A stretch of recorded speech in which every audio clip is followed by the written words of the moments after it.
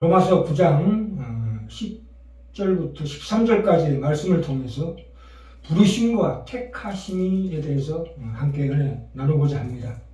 이 부르심과 택하심이라는 것은 일단은 입체적으로 연관되는 같은 뜻으로 보시면 됩니다. 한 장 거꾸로 넘기시면 로마서 8장 28절부터 30절이 나옵니다. 28절부터 30절까지가 우리의 구원의 순서에 대해서 말씀하고 있는 대목입니다.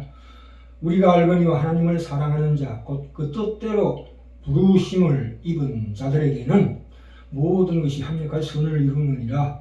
29절, 하나님이 미리 아신 자들로 예지죠. 또한 그 아들의 형상을 본받게 하기 위하여 미리 정하셨으니 예정입니다. 이는 그로 많은 형제 중에서 맏아들이 되게 하려 하심이니라. 30절, 또 미리 정하신 그들을 부르시고 부르신 그들을 또한 의롭다 하시고 그를 영화롭게 하셨느니라. 이렇게 나옵니다. 그래서 예지, 예정, 부르심, 칭의, 영화까지 이렇게 구원의 순서를 나열하고 있는 대목입니다. 우리가 10절 한번 볼까요?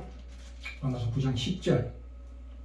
이뿐 아니라 또한 리브가가 우리 조상 이삭 한 사람으로 말미암아 잉태하였는데 라고 나오면서 여기 한 사람을 유독 강조하는 이유가 있습니다. 그것은 아브라함에게 주신 축복이 뭡니까? 내 자손이 온 천하에 충만하리라 라는 그 약속의 뜻은 뭐냐면 갈라디아서 3장 16절에 나와 있다시피 이 약속들은 아브라함과 그 자손에게 말씀하신 것인데 여럿을 가리켜 그 자손들이라 하지 아니하시고 오직 하나를 가리켜 네 자손이라 하셨으니 곧 그리스도라. 여기 로마서 9장 10절에 이삭 한 사람입니다. 한 사람. 이삭은 예수 그리스도의 예표입니다. 그러니까 한 사람이 강조되고 있죠. 자, 아브라함의 씨라고 해서 다 이스라엘이 아니다. 그것은 이삭과 이스마엘을 대비해서 이삭 한 사람을 강조한 것입니다. 그렇죠. 여기서 우리가 일단은 이 부르심이라는 뜻이 무엇인가를 일단 살펴봅시다. 이 부르신다는 것은 11절에 택하심을 따라 되는 하나님의 뜻이 행위로 말미암지 않고 오직 부르신 이에게로 말미암아 서게 하려 하사 이 부른다는 것에 대한 우리 이해하고 성경의 표현은 다릅니다. 이 부른다, 우리가 누구를 부른다 그러면 존재하고 있는 것 중에 부른다는 뜻인데 사실은 성경은 그게 아니고 없는 것에서 부르신다는 뜻입니다. 그러니까 없는 것에서 일일이 부르심 그 뜻입니다. 일일이 한 사람 한 사람 막말로 한 사람 한 사람 창조하신다고 보시면 돼요. 창세기 1장에 가시면 창세기 1장에 1절에 태초에 하나님이 천지를 창조하시니라. 이 창조가 무에서 유를 창조하는 거죠. 없는 것에서 있는 것을 부르시는 거죠. 그 다음에 21절에 보시면 하나님이 큰 물고기와 물에서 번성해 움직이는 모든 생물을 그 종류대로 날개 있는 모든 새를 그 종류대로 창조하시니라고 나옵니다. 이것도 무에서 유를 창조한 겁니다. 그다음 27절에 하나님이 자기 형상 곧 하나님의 형상대로 사람을 창조하실 때 남자와 여자를 창조하시고 여기서도 이거는 무에서 유를 창조한 것입니다. 그렇죠. 그 나머지 창세기 1장에서 얘기하는 것은 뭐냐면 전부 다 만드시고죠. 만드시고 무에서 유를 창조한 게 아니고 이를테면 나무를 가지고 의자를 만든다 할지 숨겨진 것을 드러낸다는 할지 좀 구분을 이미 창조한 것을 구분시킨다는 뜻이 포함되어 있습니다. made up, 그다음에 build up, formed up 이런 식으로 우리가 그것은 창세기를 통해서 우리가 은혜 받고 자고요. 자, 그러면 이 부르심이라는 것은 뭡니까? 없는 것에서 있는 것을 부르신다는 뜻입니다. 우리 한 사람 한 사람을 일일이 창조하신다. 영혼을 재창조하신다는 뜻입니다. 부르심이라는 것은. 그렇죠? 그 다음에 택하심이라는 건 무슨 뜻이냐면 택하심은 말하자면 하나님과의 우리 관계성을 얘기합니다. 관계. 하나님과 우리의 관계를 강조하는 대목입니다. 하나님의 관계가 무엇입니까? 우리를 자녀로 택하시는 거죠. 그 뜻입니다. 그래서 부르심이나 택하심은 물론 같은 뜻이지만 그 입체적으로 연관되어 있는 단어다 이렇게 이해하시면 됩니다. 다시 갑시다. 10절 9장 10절로 갑시다. 이뿐 아니라 또한 리브가가 우리 조상 이삭 안산으로 말미암아 잉태하였는데 이게 뭐냐? 이 이삭과 이스마엘과 달리 야곱과 에서는 부모가 똑같습니다. 게다가 쌍둥이입니다. 그럼에도 불구하고 13절에 보시면 기록된 바 내가 야곱은 사랑하고 에서는 미워하였다 하신 것 같으니라 이렇게 나옵니다. 택하시고 부르셨다. 이스라엘을 택하시고 부르셨는데 이 이스라엘이라는 이름이 어떤 그 나라의 나라 이름이나 민족으로 쓰이는 것이 아닙니다. 이 이스라엘이라는 것은 크게는 그리스도인을 의미합니다. 하나님 안에 들어온 하나님의 자녀들을 지칭하는 단어입니다. 그렇기 때문에 하나님께서 약속의 자녀로 직접 만들어내시는 그의 자녀를 일컫는다는 것이 1차적인 뜻입니다. 그러니까 이스라엘의 민족이 비록 실패했을지는 몰라도 하나님께서 이미 예지하시고 예정하시고 불러내시고 작정하사 그의 자녀 삼으신 그의 자녀들은 결코 실패한 일이 없다. 그 부르신 영혼들이 하나님의 궁극적인 영광의 자리에까지 가는 것은 결코 실패할 수 없다는 것을 가르치기 위해서 이스라엘 족보를 하나님께서 이렇게 나열하고 계십니다. 그러니까 택하심을 따라 되는 것이 무엇입니까? 그 자식들이 아직 나지도 아니하고 무슨 선이나 악을 행하지 아니한 때에 택하심을 따라 되는 하나님의 뜻이 행위로 말미암지 않고 오직 부르심은 이에게로 말미암아 서게 하려 하사. 택하심과 부르심이 함께 들어있죠. 모든 구원은 택하심을 따라 되는 것입니다. 그것은 행위로 말미암지 않습니다. 행위란 것은 원인과 결과의 법칙. 그러니까 우리가 원인을 제공하지 않았는데도 결과를 우리가 받는 것이죠. 그렇기 때문에 은혜요 선물이다 그 얘기입니다. 그 은혜란 것은 그 결과를 만들어내는 우리 구원의 완성을 만들어내는 우리를 구원하시는 그 결과를 우리가 원인을 제공하지 않고 하나님이 독단적으로 하나님의 주권으로 우리에게 주시는 은혜다 이 말입니다. 그러면 누구는 부르고 누구는 부르지 않는다에 원인이 있다는 말입니까? 좋습니다. 행위로 말미암지 않고 택하심으로 말미암습니다. 선택하셨다 예정하셨다는 것은 모든 이유가 그를 택정하신 하나님의 그 권위와 능력으로까지 기결되는 것을 말합니다.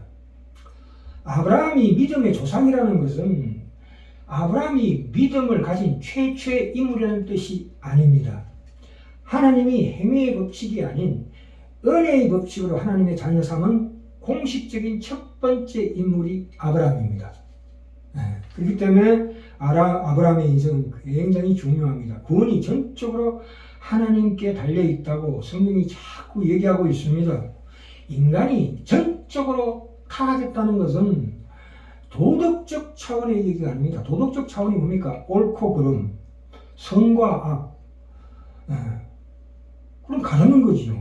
그런 뜻이 아니고 이 인간이 타락했다는 것은 우리 생명과 영생의 문제에 있어서 아무런 감각이 없는 시체가 되었다는 뜻입니다. 그래서 우리가 창세기에 정령 죽으리라고 나오죠. 죽으리라는 것은 영혼이 죽는 것을 얘기하는 겁니다. 몸은 살아있죠. 말하자면 화병에 꽂아놓은 꽃이 이미 죽었으나 한동안 살아있는 것처럼 보이는 것처럼 인간의 생명은 하나님께 달려있다 이 말입니다. 11절에 보시면 하반절에 택하심을 따라 되는 하나님의 뜻이 행위로 말미암지 않고 오직 부르신 이에게로 말미암아 서게 하려 하사입니다. 부른다는 것에 대한 위 이해와 성경의 표현은 틀리다고 말씀드렸습니다. 그렇죠? 그러니까 창조기사에서 빛이 있으라 하면 빛이 있는 겁니다. 그렇죠? 땅은 열매 맺는 채소를 내라. 그 씨앗 속에 열매가 있는 것이 아니고 하나님의 말씀으로 채소가 나오는 것입니다.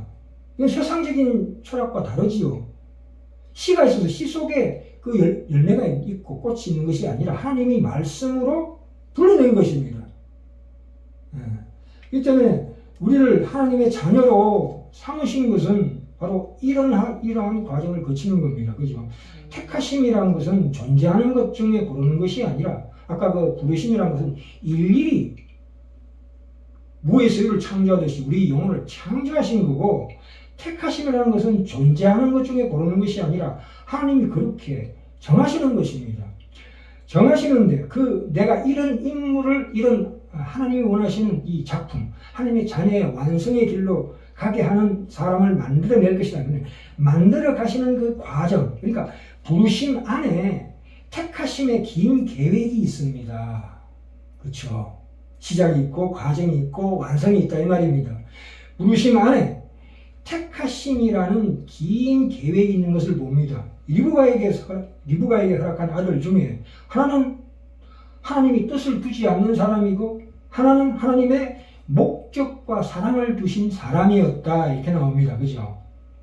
그래서 이 야곱이 창세기 28장 10절부터 15절에 보시면, 야곱이 그 집에서 쫓겨나서 외삼촌 하란으로 가는 길에 그 한 곳에 이르러서 돌을 베개 삼아 누웠더니 꿈에 본 적 사닥다리가 땅 위에 섰는데 그 꼭대기가 하늘에 닿았고, 또 본 적 하나님의 사자가 그 위에서 오르락 내리락 하고, 또 본 적 여호와께서 그 위에 서서 가라사대 나는 너의 여호와니 너의 조부 아브라함의 하나님이요 이삭의 하나님이라.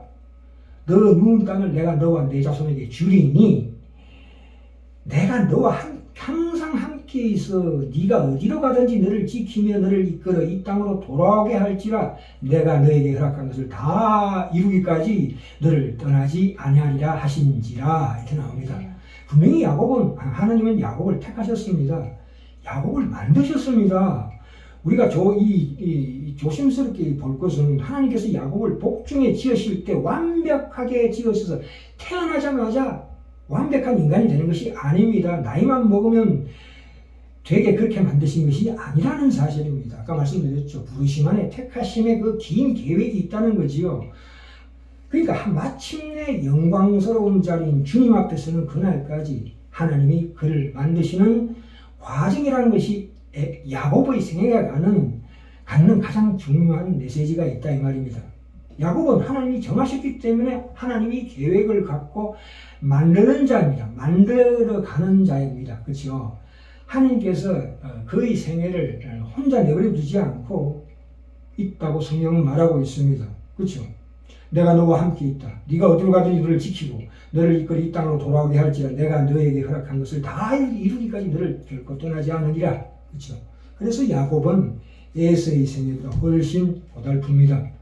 그래서 로마서 8장 28절에 나오지. 우리가 알거니와 하나님을 사랑하는 자 곧 그 뜻대로 부르심을 입은 자들에게는 모든 것이 합력하여 선을 이루느니라. 어떻게 선을 이룹니까? 나오지요. 29절 30절에 하나님 미리 아신 자들로 또한 그들의 그 아들의 형상을 본받게 하기 위해 미리 정하셨대요. 이는 그로 많은 형제 중에서 맏아들이 되게 하려 하심이니라. 또 미리 정하신 것들을 또한 부르시고 부르신 것들을 또한 의롭다 하시고 의롭다 하신 것들을 영화롭게 하셨느니라. 의롭게 하시고 영화롭게 하시는 일을 하나님이 홀로 하시는 것입니다. 우리 평생에 하나님께서 우리 안에서 이루어내시고야 마는 일입니다. 그러니까 그 모든 것이 합력하여 선을 이루어질 수밖에 없는 존재가 되는 것입니다. 그렇죠?